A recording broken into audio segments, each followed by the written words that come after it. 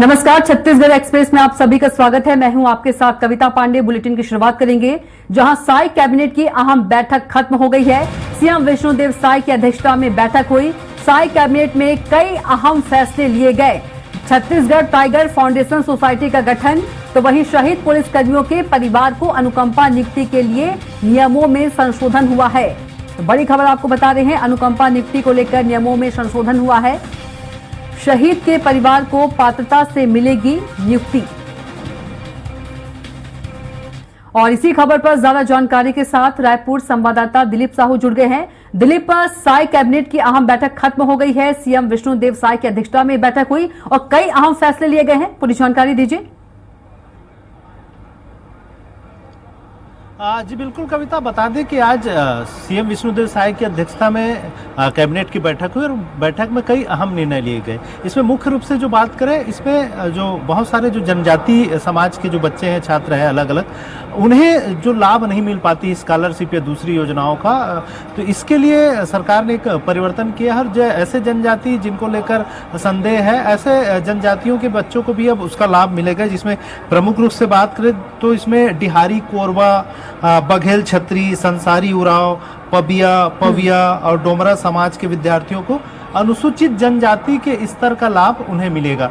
उन्हें अनुसूचित जनजाति की सूची में शामिल नहीं था, कहीं न कहीं कुछ त्रुटियां चल रही थी, जिसके कारणवश ऐसे छात्रों को लाभ नहीं मिल पा रहा था। तो ऐसे वर्ग के जो छात्र छात्राएं हैं, उन्हें स्कॉलरशिप सहित तमाम जो सुविधाएं हैं वो मिलेगी। इस तरह का एक बड़ा निर्णय लिया गया। इसके अलावा जो मुख्य रूप से बात करें तो जो शहीद होते हैं, खास करके नक्सल घटनाओं में, उनके परिजनों को अब तक जो नियुक्ति दी जाती थी, केवल पुलिस विभाग में ही नियुक्ति दी जाती थी पात्रता के अनुसार।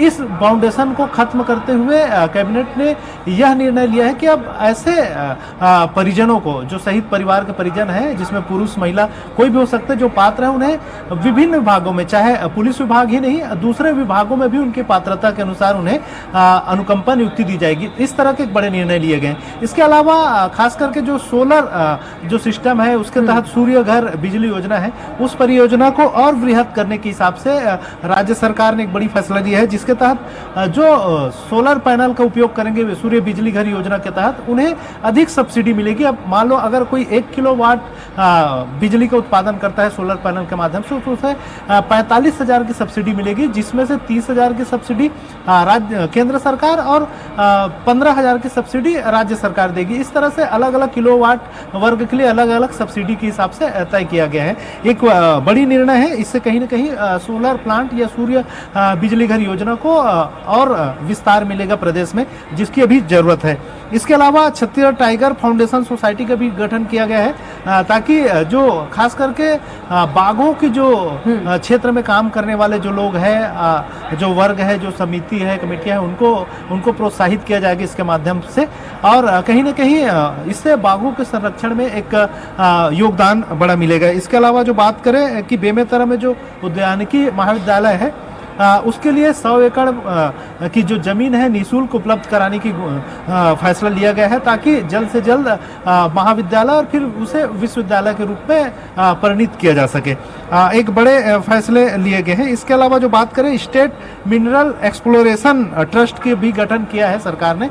इसके तहत प्रदेश में जहां जहां पर भी मिनरल्स हैं अलग अलग, उनकी अनुसंधान से लेकर उनके सर्वेक्षण सहित तमाम तरह की जो चीजें हैं, उसके लिए इसका गठन किया गया है, ताकि जहां जहां पर मिनरल्स छत्तीसगढ़ में पाए जाते हैं उसका चिन्हांकन किया जा सके और उसके भी संवर्धन और जो यूज का उपयोग के लिए जो खनन की जो काम है वो आसान हो सके। इस तरह का बड़ा निर्णय लिए गए थे। इस तरह की तमाम जो बड़ी निर्णय है आज कैबिनेट ने लिए हैं। जी बिल्कुल, जानकारी के लिए दिलीप आपका बहुत ही धन्यवाद। और आप बने रहेगा, अगली खबर पर भी आपसे जानकारी लेंगे।